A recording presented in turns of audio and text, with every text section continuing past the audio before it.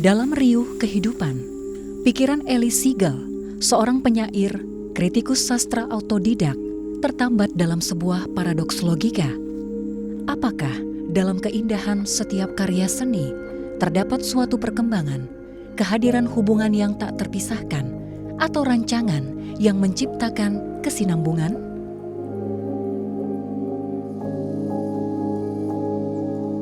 Pada saat yang sama, apakah di sana juga terdapat individualitas, keterpisahan, dan keterpecahan?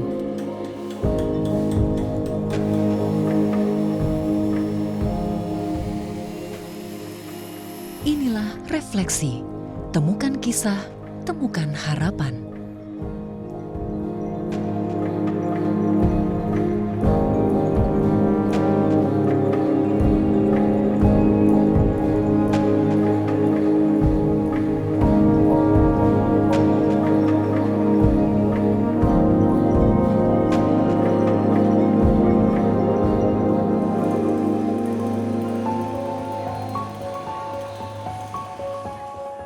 Sama dengan hidup, seni merupakan proses mengenal jati diri. Karya-karya yang sekarang adalah tempaan soliter di dalam batin, dibentuk dari lanskap pengamatan kolektif yang meretas bentang waktu. Sebab manusia adalah pengelana jiwa yang mengeja semesta lewat pintu-pintu indera. Pada hakikatnya, pendar kekayaan manifestasi emosional ini meletup bukan hanya untuk ditampilkan, namun juga diwariskan. Saya memandang sosok Pak D itu bukan hanya sebagai seorang guru yang membimbing saya, tapi Pak D itu sudah saya anggap sebagai orang tua kami sendiri. Kebetulan saya waktu itu masih sekolah SMP. Nah terus terbesit dalam hati saya suatu saat saya kepingin belajar memahat di tempatnya Pak D Nyoman. 2004 saya memutuskan untuk nyantrik, ya, belajar untuk memahat. Nah itu saya diutus Pak D Nyoman untuk ke Bali, ya, di sanggar beliau yang di Bali. Nah itu mempunyai kenangan yang sangat membekas di dalam hati saya. Dibeliin tiket sama Pak D. Nah waktu itu saya belum punya KTP dan nggak punya kartu pelajar. Dan 2004 itu habis bom Bali kan baru ketat ya di sana, ditangkap polisi di Gilimanuk. Ditanya nggak punya KTP, nggak punya kartu pelajar, namanya anak-anak ya, belum tahu, belum pernah kemana-mana saya itu, dan nggak punya HP lagi. Saya ditanya mau kemana, pokoknya tahunya ke Bali, dia disuruh sama Pak D saya ke Bali. Ditanya, Pak D-nya siapa namanya? Pak Nyoman. Wah, semua orang Bali namanya Pak Nyoman. Nah, terus saya nggak tahu menunjukkan apa. Ternyata ada surat pengantar. Nah, surat pengantarnya tuh ini ya masih ada ternyata. Dengan ini mengutus anak kami untuk berkunjung ke Bali dengan alamat Perumahan Wansat Tukat Balian, 68 Denpasar, Bali. Anak tersebut bernama Sugito, umur 15 tahun, yang bertantangan di bawah ini, Inyoman Ali Mustafa. Sampai di Bali mulai belajar untuk dulu ngaksir-ngaksir gambar gitu. Nah, terus berlanjut di Magelang, saya mulai belajar sama Pak D.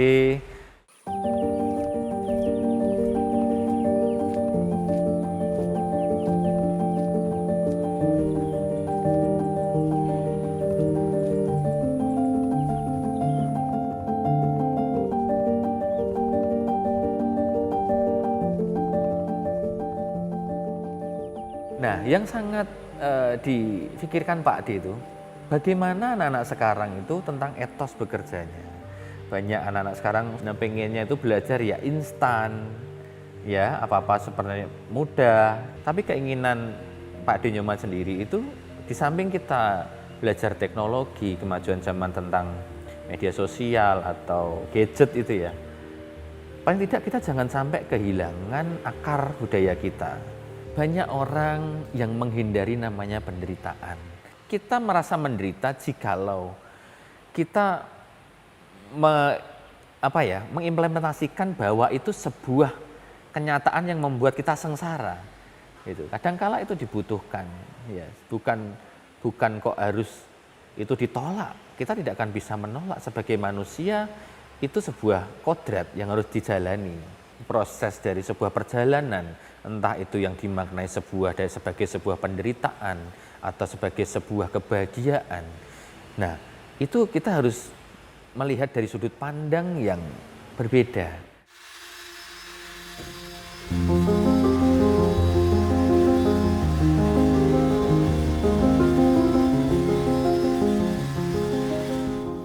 Seni itu bukan tentang kita mengkritik sesuatu atau apa, bukan.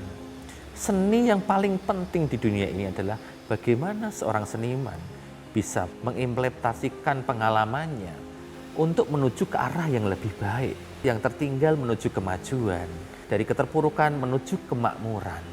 Itulah seni yang dibutuhkan nanti untuk generasi mendatang. Dalam karya itu ada makna, ya, ada harapan yang ingin disampaikan kepada yang melihat, kepada yang mendengar, ya, kepada orang yang nanti akan memiliki.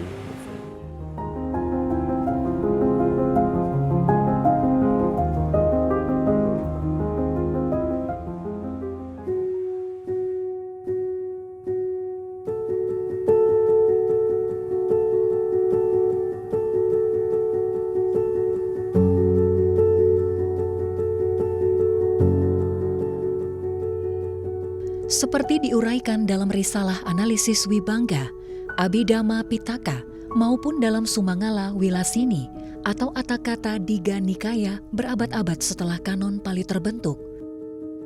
Realitas hakiki atau paramata saca sejatinya tidak dapat didefinisikan oleh konsep, bahasa, ataupun bentuk fisik. Lantas, perwujudan ragam rupa arca apakah akan menjadi manifestasi persepsi estetika terhadap realitas indrawi bentuk fisik suatu objek, seperti layaknya seorang kesatria klan Sakya dari Kapilawastu? Bukankah ini sebuah paradoks? Esako Panapatima Yawa Dewa Dasanena Tang Bhagawantang Anusaritwa Pasada Sangwega Patilabhaya. Rupang Buddha itu dibuat oleh umat Buddha untuk mengokohkan saddha, keyakinan dengan perenungan yang benar kepada Guru Agung Buddha Gautama. Sebelum Sang Buddha Gautama di dalam Tipitaka dicatat ada sama Sambuddha yang lampau. Antara lain sama Sambuddha Kassapa, sama Sambuddha Konagamana, sama Sambuddha Kakusanda, sama Sambuddha Wipasi, Siki, Wesabu, dan lain-lain. Setiap umat Buddha kalau bertemu dengan Rupang Buddha tidak pernah menanyakan ini sama Sambuddha siapa. Tidak. Karena kebudayaan itu universal. Dhamma yang diajarkan oleh para sama Sambuddha juga universal.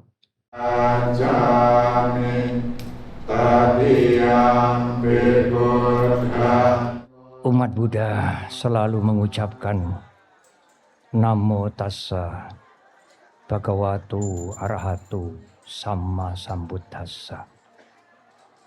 Kalimat ini adalah persujudan untuk semua sama Sambuddha. Tidak hanya sama Sambuddha Gautama. Rupang Buddha itu mengingatkan kita, membangkitkan saddha, keyakinan kita terhadap sama Sambuddha. Tidak perlu uraian dhamma yang panjang lebar. Tidak perlu membaca literatur yang cukup tebal, tetapi hanya melihat rupang Buddha. Timbullah keyakinan. Itulah manfaat menengarai 50 tahun setengah abad Sangga ini dengan membuat rupang Buddha.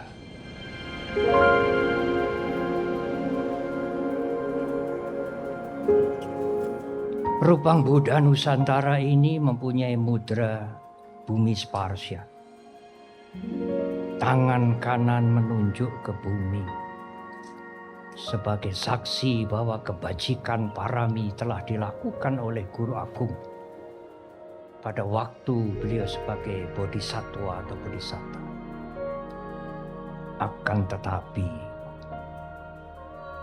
Thailand tidak mengenal bumi Sparsya. Para biku dan masyarakat di Thailand menyebutkan mudra Marawijaya, the victory over Maras, kejayaan atas Mara. Saya pikir di Kamboja juga sama. Kalau kita menyebutkan bumi Sparsya, Arca Buddha atau rupang Buddha dengan bumi Sparsya mudra, masyarakat Thailand, para biku Thailand tidak mengerti. Tetapi Marawijaya, Pang Marawijaya, sikap mengalahkan Mar, itu menjadi sangat terkenal di Thailand. Guru Agung kita sering disebut penakluk. Tetapi bukan menaklukkan orang lain di medan peperangan, bukan saudara. Guru Agung kita disebut karena menaklukkan Mara.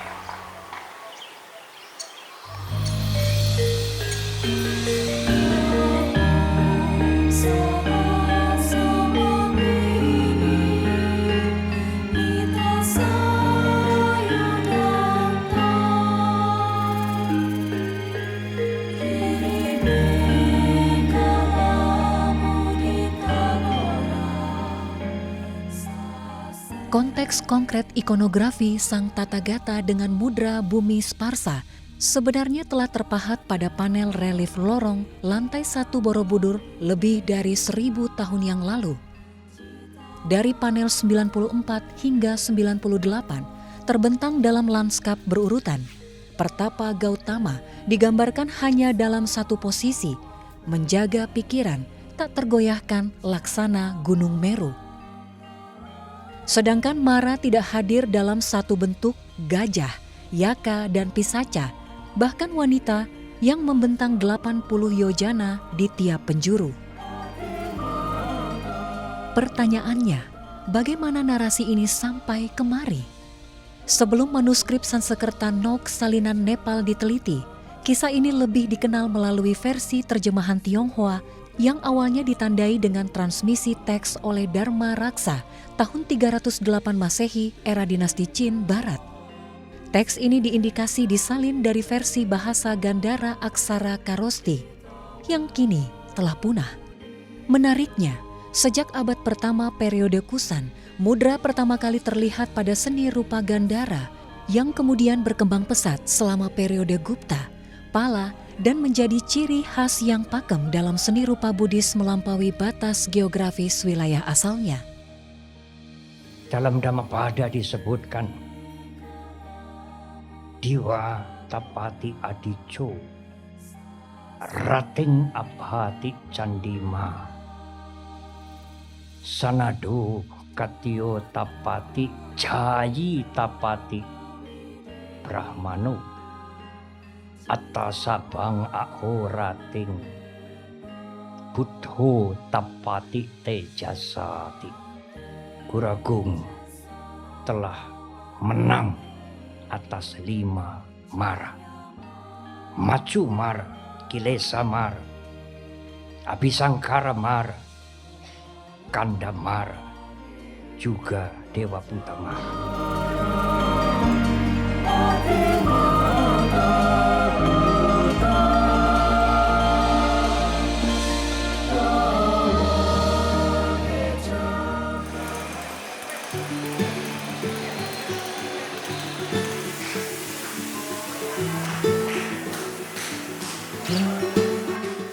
Nanti Leknar bagian cetak, nah Leder bagian rangka, ini Mas Dwi untuk nanti buat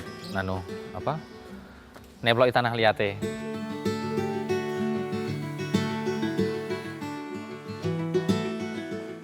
Tanah liat nanti busir, nanti ada Pilik Joko, Mas Awal nanti untuk yang ukir-ukiran.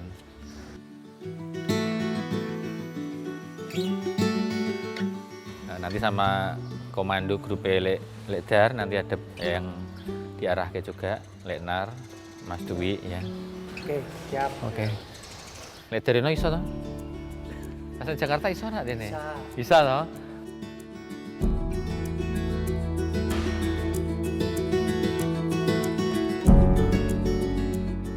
Wah, harus tim full tim nanti loh. Iya. Ya. Harus bisa. Heeh. Itu kan yang terakhir, makanya kita ya satu tim harus kompak. Iya. Terakhir nanti ada pengecoran di Jakarta di Wihara Dhammacaka. Nanti untuk kepala utuh ya.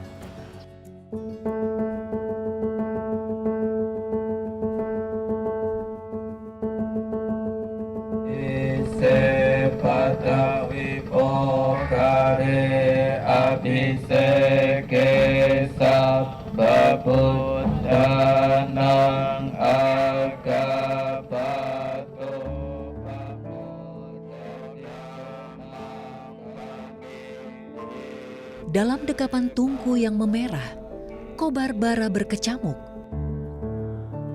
Sejatinya ini adalah inisiasi berkelanjutan Sangha Theravada Indonesia di Vihara Wipasana Giri Ratana, Bogor, 16 April 2023 silam.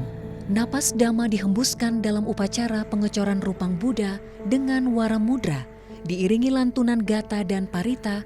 Tradisi ini lahir kembali.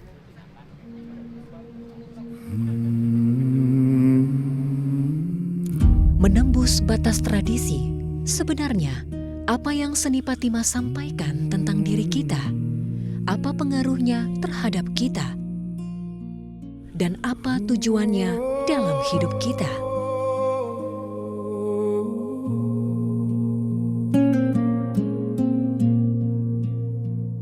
Slakaloha ingkang lulu sirna kutila bunging wujud tirta kencana mio saking bahni menepeng budi weningin nati pinangge jati ning diri obsesi dan keangkuhan yang meradang luluh bagai logam dalam tungku arang ketok palu sangku berdentang runtuhkan dinding tanah penuh kekang laksana hati yang telah lapang memantulkan fajar yang terang menyingsing di ufuk timur membentang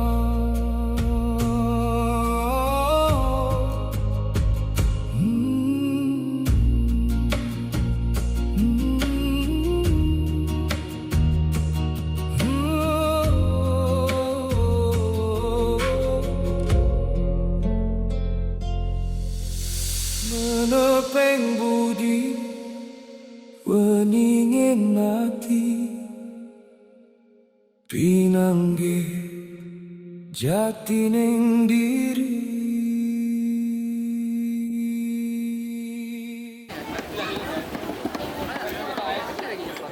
Terpujilah Sang Buddha, Namo Buddhaya. Saat ini kita di dalam waktu pukul 21:31 dan menyaksikan langsung, yakni wajah dari Rupang Buddha Nusantara.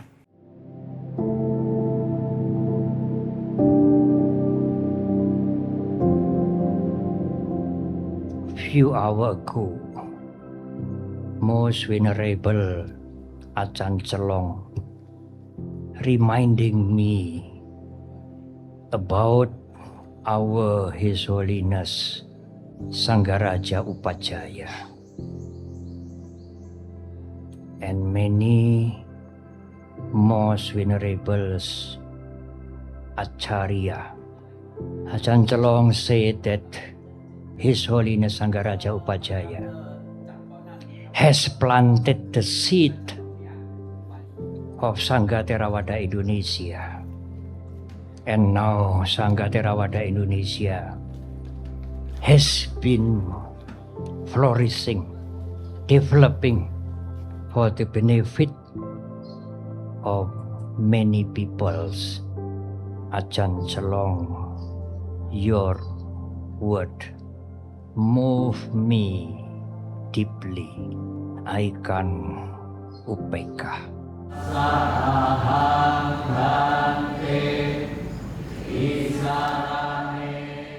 50 tahun yang lalu kami menjaga sangha, merawat sangha untuk pendidikan dhamma kepada masyarakat dengan tidak mudah. Bukan sekadar menjaga dan melindungi, tetapi berjuang dan menjaga antara Sangha Theravada ini ada atau lenyap. Amat berbeda dengan hari ini.